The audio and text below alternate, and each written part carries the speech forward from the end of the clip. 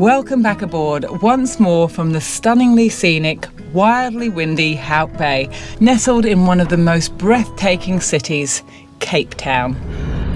Doesn't get much more epic than this, does it? Oh man. Table Mountain. Behold. In the background. Oh my word. I'm almost at the top. Glorious. Almost. Woo! Now, unfortunately, our time in South Africa is running out fast. If we could turn back the clock, we'd swap a month in Durban for 2 more weeks in Cape Town, no question. So I've been driving around Cape Town for a week or so now, and it never fails to impress me. This mountain is incredible. Mountains and sea, mountains and Cape Town. Mountains and other hills. It's just beautiful. Not enough time here, not enough time. Because of our long sojourn in Durban, it's made everywhere else so blink and you miss it place. Yeah, it would have been better to be here. This place is stunning. But it was good for Finn, so it's good for us. This city has stolen a piece of our hearts with its dramatic coastline, its gritty and generous spirit, and its mountain trails. That island out there, Robben Island, is where Nelson Mandela was in prison for many years. I'm not sure how, 30 plus years, wasn't it? 35, 37? No. I think he was there for 19 or 20 years, and then he was moved into a long time, anyway. Pollsmoor, is it? Yeah. Pollsmoor, where we were today. Where we were today for lunch, we had some prisoners make us lunch. That was interesting. Now we're make us lunch. And now we're on top of the island. The Lion's Head. We walked up the main. We're hoping Aslan doesn't shake it on the way back down. Is there anything to add to that, Rachel? No, Robert, you were wonderful. I loved it. Hanging on you everywhere. Yeah. At Pollsmoor maximum security prison that continues to hold some of South Africa's most dangerous criminals and where Nelson Mandela spent his final days behind bars, there's a pretty unique setup where inmates cook and serve lunch to the public.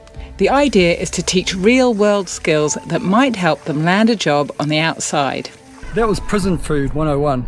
It was better than prison food, way actually. Better than prison food. It's very good. It was very interesting. We had a lovely little waiter who was very mildly mannered. I wanted to ask him what he was in for. I wanted to ask him too. So what were you in for? We weren't allowed to video in there. Started to video and turned that off. So I think it's a really good venture. Really what they've got good going idea. here. Yeah. The waiter said at the end, he said, if you have any contacts, I said, I'm so sorry, we don't from here. We're leaving. So yeah, really good, great concept. Training them up. I hope it's the only time I have prison food though. While we were busy rubbing shoulders with South Africa's finest rehabilitated inmates, Declan was having a very different encounter with someone who might be a breath away from his own incarceration.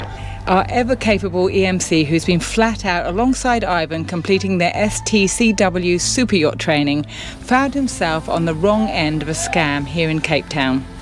After losing his phone in a robbery back in Durban, this time he was just trying to help someone out. No job, no regular income, just a big-hearted young man learning the hard way that not everyone has the best intentions. I was stupid. It was my fault. I got robbed-ish. I got taken advantage of. So I was just standing in the footpath, and this guy came up to me asking me to get him a loaf of bread, and I was like, yeah, sure.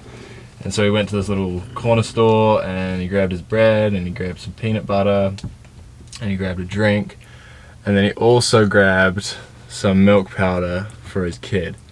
So I was like, yep, sure. And got the milk powder, all that. Guy bagged it up for us, and then he just said thank you, and he was out of there. And the guy was typing in how much it was, and he went 13600. And I was like, 1,000? And he was like, yeah, you got the big thing of milk powder. I was like, holy shit. So I just left my card there to show that I'm not doing a runner, and I went out after this guy, and he was long gone. He was nowhere to be seen, and so I got it. So you inadvertently gave this guy $100? Yeah. 130. $30. Yeah. Declan has such a sweet heart, and I hope that never changes, but he just got scammed by one of the oldest tricks in the book, because the scammer and the shopkeeper will be in cahoots. So as soon as Declan's out of the way, the scammer will bring back the milk powder, the shopkeeper gives him some money for it, and then he puts it back on the shelf. So they both go home happy until the next unsuspecting victim comes along. As you can see, Rob is back on board after a whirlwind week in New Zealand. If you caught last week's episode, you'll know a twist of fate saw him in the right place at the right time, cheering from the sidelines as our eldest son Finn rode to gold in the New Zealand National Premier Single Sculls, in a race so tight you could measure it in heartbeats. Finn showed selectors he's well and truly back. Rob's return to South Africa was timed with a classic Cape Town storm, 50 plus knots screaming through the bay, covering the boat in salt and reminding us who's boss around here. While Rob was away, we had lined up to tackle a major job, replacing our standing rigging. But delays with the riggers mean now we're racing the clock. With a 10-year insurance deadline looming, the Atlantic crossing ahead, and our visas running out, it's officially out with the old and in with the new. So we've just come back from Cape Town. We called into the Royal Yacht Club there, where we've booked a courtesy dock to do our checkout in a few days' time. Wish we could stay longer, but that's the way it is, folks. Our visa's running out. Come back to see the side stays and the forestay had been done while we were away. I was hoping to be here when they were doing it, or at least witness it being done. I couldn't have helped at all, but it's all done. That's great. We have to do that every 10 years to get insurance. And I have to say, with insurance being $10,000, I'm tempted not to do it at all and just go without insurance, because this job is going to cost close to $10,000 as well. So you could argue you would be saving $20,000.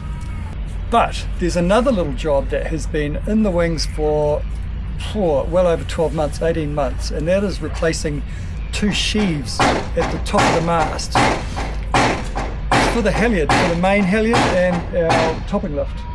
The topping lift sheave has been missing for a long time, and basically it's a little wheel that the rope can go up and down into the mast through. One of the problems was you have to unbolt the top plate at the very top of the mast, flip it off and tie yourself up on the mast while that's been done. But they've come up with a plan where they've actually drilled a hole in the side of that top plate to access the pins, to pull the pins out. They're going to pull them out halfway one side, just enough to get the old sheave out, and then fit the new sheave in, push the pin back in, and then do the same reverse for the other pin on the other side. And then they're going to basically bolt on plates or screw on plates on the outside where they've had to drill holes to get access. To me, that's a sensible solution. It's not going to do anything, it's not going to undermine the integrity of the mast or the top plate, and you could argue that the designers of the mast should have had some sort of window port to do that job in the first place. Maybe they do nowadays, but 20 years ago they didn't. So it turns out one of the sheaths has broken. They only bought one to repair. Luckily, I bought two in Ipswich last time I was there, last year. So we couldn't find them earlier. We've had a good rummage round just now. Now he's getting those 2 sheaths so he can replace both sheaths because they both need replacing. And 3 hours later, let's hope we get the job done.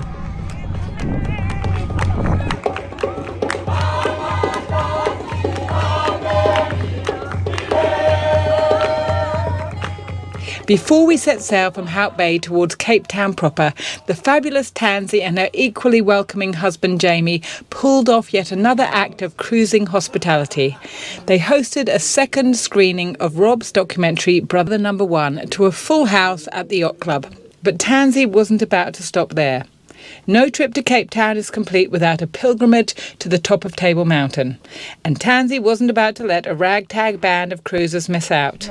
We're an international crew of sailors and locals, but we've got Brits, Germans, American, Aussie, Kiwi, Brit. What was billed as a gentle wander turned into a full-blown safari. Okay, we're doing a bit of bundi bashing. That's going cross country. perfectly legal, I'm told, the Bundi Bash. Because, yeah, because we're going to go and see a king protea, is that right? Yep. The national flower of South Africa. And there's one flowering just across the hillside. So we're going to get a close-up of it. Oh yeah, they're beautiful. Yes. So this is blister bush. It's just flowered. It's over now. It looks like a celery leaf. But if you touch it on your skin, you will get massive blisters. It's photosensitive. So if you know you've touched it, put your jumper on, wrap it up, whatever. And as long as the sun doesn't get to it, then hopefully the blisters don't come. But very nasty. If you look it up on Facebook as to, you know, what blister bush is and what it can do to you. Really nasty plant. Wow. But I've seen them in the market and the medicine man near Hout Bay Yacht Club selling that as a medicine. Oh. And I'm always like, yeah, but that can give you really horrible. Did Rob buy some stuff off him? You did. Rob did buy some stuff of him. Just make sure it's not blister and ended up on the toilet a lot. We spotted the national flower, stumbled across a rare orchid and discovered that the mountain is a crisscross of trails that go on for days. Some of us are still finding our way back. So there's a surprising amount of water up on the top of Table Mountain, several reservoirs, and we're now walking along the old aqueduct that was unfortunately full of dyes flowers. A very rare orchid that grows up here, just blooms a couple of months a year. And it was full of dyes here, and they cleaned it out 6 weeks ago, taking out all the very rare flowers. And it was a mistake, they were supposed to clean something else.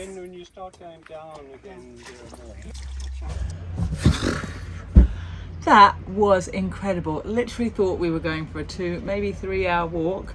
8.5 hours later, 29,000 steps, 16.5 kilometers. But we saw a good part of the mountain. We may not have come up under the cable car and onto the very flat bit of Table Mountain, but my goodness, did we see a lot of Table Mountain. It was so wonderful. Thank you so much, Tansy, who was our guide. You rock. Here's someone who came very prepared. Coffee at the top of the mountain. Rude to say no, isn't it? Careful, it's hot.